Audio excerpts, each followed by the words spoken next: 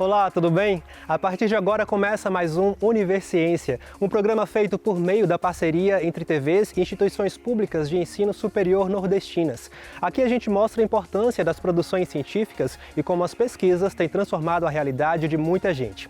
Veja agora o que vamos conhecer hoje. Na Universidade Federal do Ceará, a malha de ciclovias de Fortaleza é analisada sob uma perspectiva socioeconômica. Pesquisadores da Universidade Estadual do Sudoeste da Bahia conseguiram potencializar a ação de detergentes usando enzimas produzidas por fungos, a partir da casca da jaca. A união entre a comunidade e professores da Universidade Federal da Paraíba fez com que uma nova espécie de peixe fosse encontrada e registrada. E ainda, pesquisadores da Universidade Federal do Rio Grande do Norte e da Universidade Federal Rural do Semiárido desenvolveram um antisséptico natural produzido à base de eucalipto, que previne inflamações nas tetas de vacas leiteiras.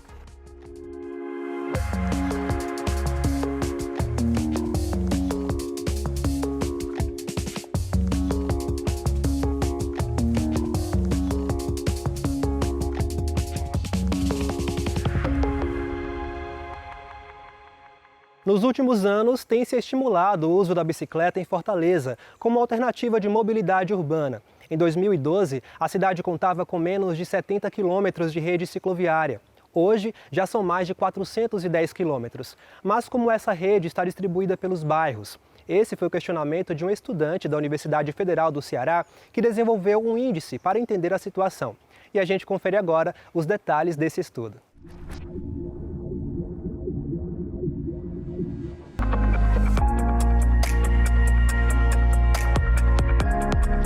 Essa pesquisa foi fruto de um TCC do Marcos, que a gente se debruçou sobre o direito à cidade. A gente tentou trazer uma análise da efetividade do direito à cidade em Fortaleza sobre a ótica das assimetrias na mobilidade urbana, analisando a disposição da infraestrutura cicloviária. A gente vê que Fortaleza tem se destacado na implantação de algumas iniciativas consideradas inovadoras na área de mobilidade urbana, e tem até uma malha cicloviária extensa.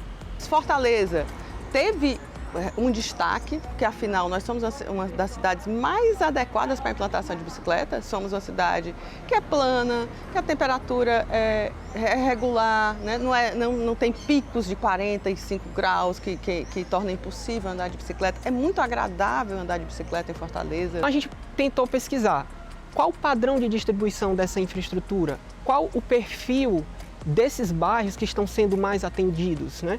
Será que esses recursos que estão sendo destinados, né, eles estão chegando a quem realmente precisa? Para a gente chegar até esses resultados, nós coletamos dados primários junto aos órgãos da prefeitura, do governo, e aí a gente pegou a malha total cicloviária e viária da cidade. E aí, utilizando programas de geoprocessamento, a gente conseguiu identificar a quilometragem dessas vias por bairro, porque essa informação ela não está disponível. Então, a gente achou essa medição, essa métrica, e aí nós, através de um índice que foi criado pelo trabalho, aí leva em consideração o tamanho do bairro, a malha, quilometragem viária, a existência ou não de alguns vazios territoriais. A gente chegou a uma métrica, que é o índice IRC, que ele varia entre 0 e 1. E aí, quanto mais perto de 1, melhor é a abundância dessa infraestrutura naquele bairro, e quanto mais perto de 0, pior é em termos de infraestrutura naquela região. A gente também fez uma análise das estações do bicicletar, e aí a gente viu a disposição delas pela cidade por quilômetros quadrados e por habitantes. É um indicador que é fantástico, porque ele pode ser replicado pela política pública, né? Um indicador de mobilidade de Fortaleza, né? Por bairro, por área, por área de ciclofaixa construída. A gente concluiu basicamente que Fortaleza tem uma malha extensa, porém ela é muito desigual. Os bairros mais ricos, centralmente localizados ou com algum perfil turístico, basicamente ali a zona leste da cidade, tende a concentrar essa infraestrutura. Já na periferia, nos bairros periféricos, onde tem o menor IDH, a renda média mais baixa e é onde está a maior parte da população de Fortaleza, carece dessa infraestrutura. Quando a gente olha à disposição das estações do bicicletar, essas desigualdades ainda são mais intensas, porque elas se concentram ainda mais nas regiões de perfil turístico, ali a praia, o centro, até alguns bairros de perfil universitário, mas na periferia, onde carece de uma certa mobilidade ali entre esses bairros, não há a disponibilidade dessa infraestrutura. De fato, uma pesquisa que contribui para as políticas públicas no sentido de que se isso fosse incorporado, né, que se cada ano isso fosse novamente medido, seria uma forma, né, de acompanhar e de melhorar essa política pública de mobilidade da cidade. Tem um indicador de direito à cidade a partir da malha cicloviária, que é talvez o transporte mais democrático, né, que traz mais essa perspectiva de uso da cidade, como ela deveria ser, uma cidade para todos, né, uma cidade mais segura, uma cidade mais não construída para o carro, mas para as pessoas, né? Veja daqui a pouco como uma fruta tão popular como a jaca tem ajudado a potencializar detergentes para o uso doméstico. O intervalo é rápido, não saia daí.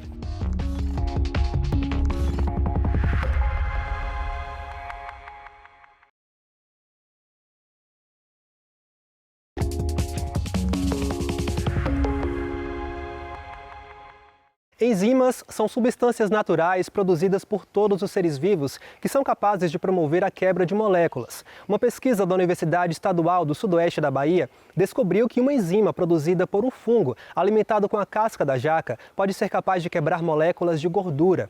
Essas enzimas foram adicionadas a detergentes produzidos pela indústria e os resultados foram surpreendentes. Vamos conferir.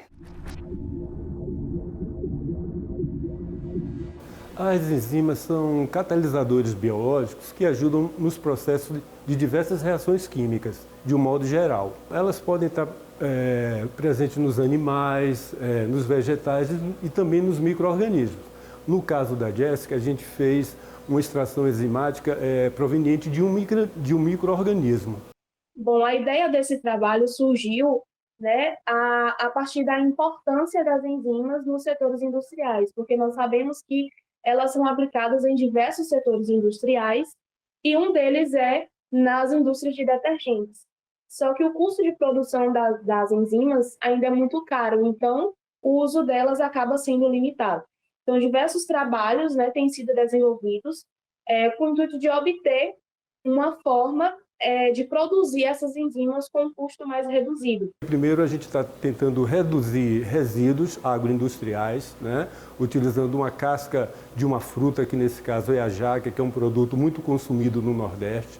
Então, você tem um volume grande de resíduo. E com isso também a gente está buscando baratear e também melhorar a eficiência de um detergente comercial. Cerca de 70% da produção de jaca é descartado.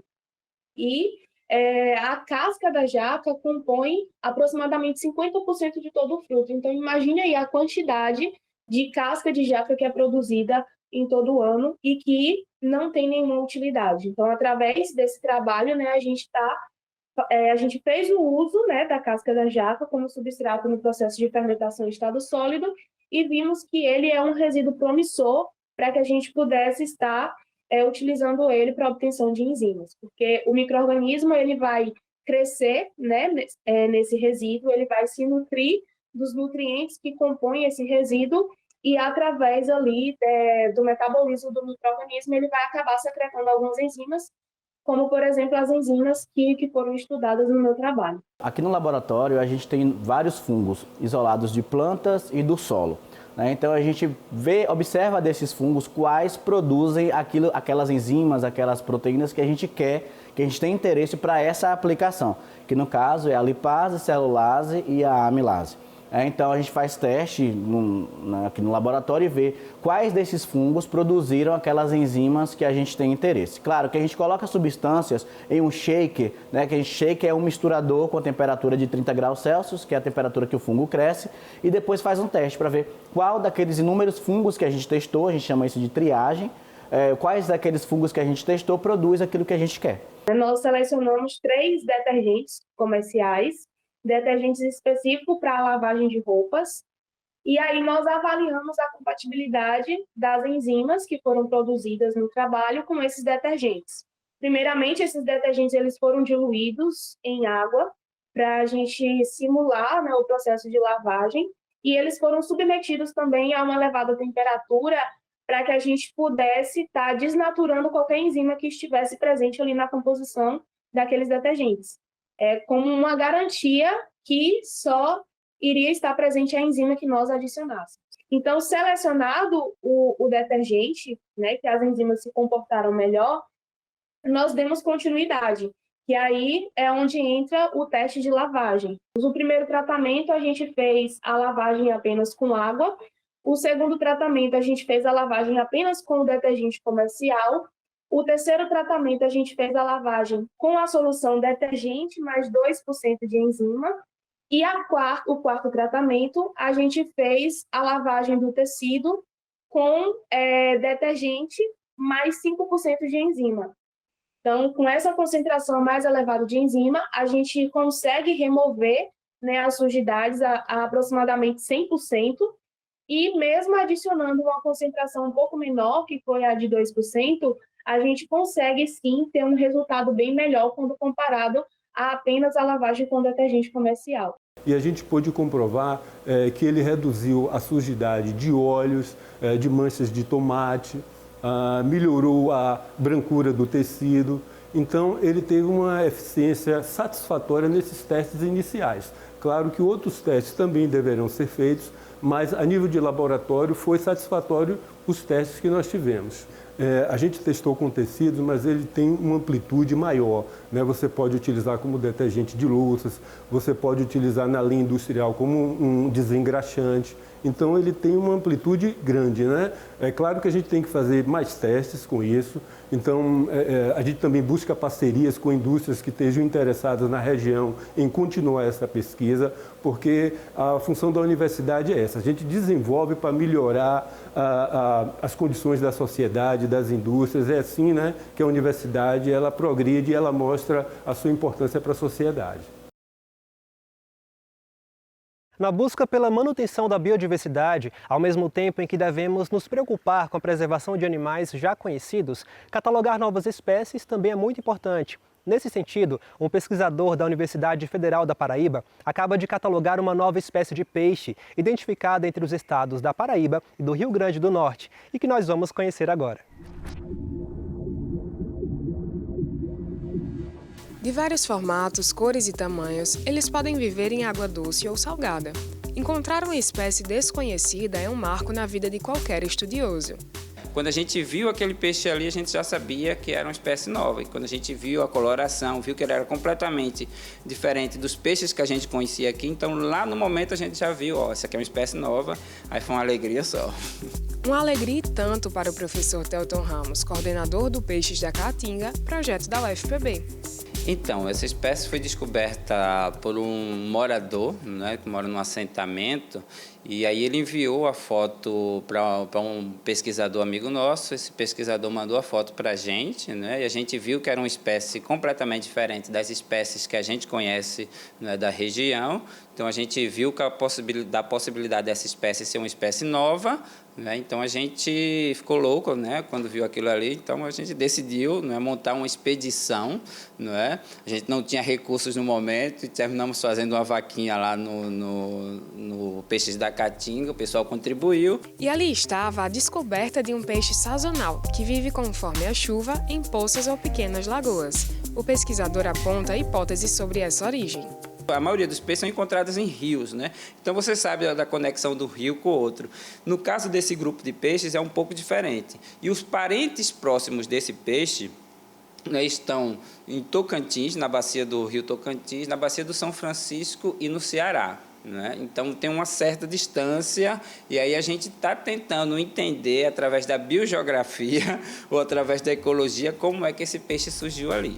Mas não basta conhecer a nova espécie, é preciso fazer o registro científico. A gente traz alguns exemplares para cá, para a universidade, certo? E aí a gente vai medir, vai fazer as contagens, né? Vai fazer a caracterização dos exemplares, da espécie, certo? Para descrever uma espécie, a gente vai ter que provar, né, como essa espécie, quais são as características características dessa espécie que diferem das outras espécies, certo? Então a gente tem que mostrar, né, quais são as diferenças, tipo o jogo dos 7 erros, sabe? A gente pega esse peixe aqui e vai dizer, ele é diferente desse, né? E aí a gente mostra essas características e aí isso a gente vai publicar numa revista científica, né? É tipo um batismo, né? Aquele artigo, né? E aí depois que é publicado, né, numa revista científica, é que esse peixe é considerado uma espécie nova, né? E no momento de batizar o peixe? Atualmente eu tenho procurado colocar nomes, sabe, um pouco chamativos. A gente muitas vezes, a maioria das espécies, a gente colocava uma característica do peixe. Então, quando o peixe é azulado, a gente botava certo nome latino, né, que caracterizasse um pouco aquele peixe. Ou a gente faz uma homenagem a quem descobriu, ou a gente faz uma homenagem à região.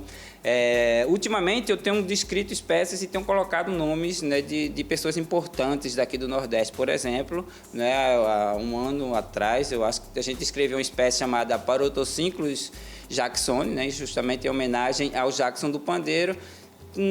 Usando esses nomes, geralmente a espécie termina sendo mais reconhecida, termina sendo as pessoas tendo um olhar diferente para essas espécies. Então, a gente, para ajudar na conservação dessas espécies, que a gente sabe que um dos grandes problemas na conservação dos peixes, né, aliás, dos animais no geral, é a falta de conhecimento. Então, quando a gente utiliza um nome desse aí, as pessoas já se popularizam um pouco mais com aquele peixe e aí tem uma certa vontade de conservar aquele peixe, né, aquele organismo lá.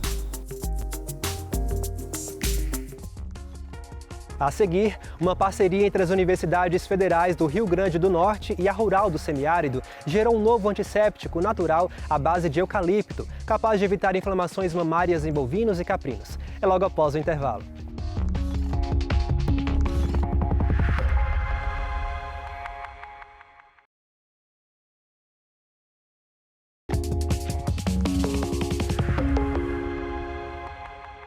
A prevenção de doenças causadas por fungos e bactérias em bovinos e caprinos é de extrema importância para a produção leiteira. Foi com esse intuito que as universidades federais do Rio Grande do Norte e a Rural do Semiárido desenvolveram um antisséptico natural para evitar inflamações mamárias. O produto, além de ser mais barato, evita o adoecimento dos animais. O invento já gerou artigos científicos em revistas internacionais de grande alcance. Um líquido meio amarelado de cheiro forte que lembra algo defumado. À primeira vista, essas são as principais características do extrato pirolenhoso à base de eucalipto. Essa substância de nome estranho foi desenvolvida por pesquisadores da Universidade Federal do Rio Grande do Norte, a UFRN, e chegou à Universidade Federal Rural do Semiárido para ser experimentada em animais, a princípio em bovinos e caprinos. Um trabalho como esse a gente não pode fazer sozinho, então nós já temos 2 dissertações de mestrado envolvidas com extrato pirolenhoso, 6 iniciações científicas, além dos técnicos e dos docentes. Então, nós temos aí uma equipe de 10 pessoas. Na UFESA, o extrato foi testado como um antisséptico para os tetos das vacas no pós-dipping, ou seja, após a ordenha.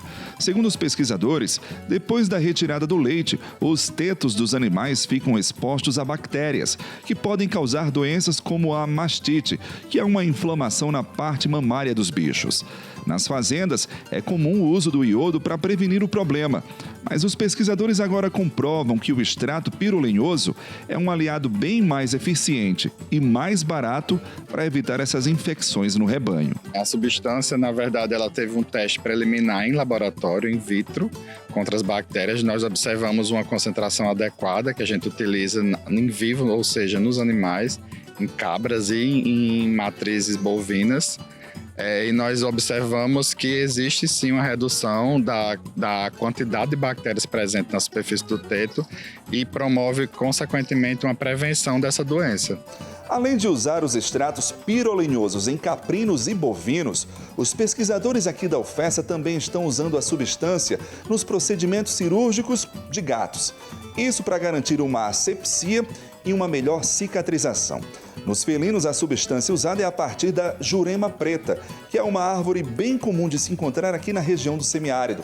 E os resultados já são bem promissores, com análises sendo publicadas em revistas de alto impacto. A gente testou primeiramente os gatos, por ser uma espécie bastante sensível. Nós temos grandes dificuldades de utilização de drogas em gatos. Então, nós acreditamos que isso trará muitos benefícios, tanto para os gatos, quanto para os tutores, quanto para os profissionais. As análises envolvendo o extrato à base da jurema preta em felinos estão sendo acompanhadas pelo estudante do mestrado da UFESA, Leon Denner. No laboratório de microbiologia veterinária, ele verifica a substância no controle de bactérias. De 4.500 colônias, a gente foi reduzindo aí para 740 unidades formadoras de colônia, né? O que impacta significativamente tanto na indústria farmacêutica quanto para a produção de novos fármacos e para o produtor, né? Que vai pagar cada vez menos pelos seus tratamentos. Já no laboratório de biotecnologia animal, as análises são para verificar a toxicidade dos extratos pirolenhosos. Aqui o objetivo é atestar que a substância não tem nenhum perigo para os animais e nem para o homem, que vai consumir carnes e leites. Nós observamos no nosso laboratório que ele não tem efeito tóxico, ou seja, ele não tem efeito tóxico sobre as células animais e tem um efeito positivo como antimicrobiano para justamente a proposta do, não é tratamento, mas prevenção de mastites. Pesquisa envolvendo extratos pirolenhosos é algo novo no Nordeste, mas com grande potencial de crescimento. Os resultados promissores representam novas alternativas de prevenção de doenças e, assim, menos custos para os pecuaristas. Diante de tantas novidades, os pesquisadores estão partindo para novos experimentos, sem esquecer de resguardar a propriedade intelectual do que já foi analisado. Já foi feito o depósito da patente. E esperamos, nesse momento, que empresas possam trabalhar com esse extrato pirolenhoso e ser massificado, ou seja, se deu tão certo, ele necessita que seja colocado para o mercado nacional e internacional, para que a gente possa realmente ter o final da cadeia de um produto produzido dentro dos laboratórios da nossa universidade. É isso. O Universiência de hoje fica por aqui. Obrigado por sua companhia e fique ligado, porque no próximo programa traremos mais pesquisas importantes como as que exibimos hoje. Caso tenha alguma dúvida ou sugestão, envie um e-mail para universiencia@uesb.edu.br. A gente responde por aqui mesmo em um próximo programa. Tchau, tchau e até lá!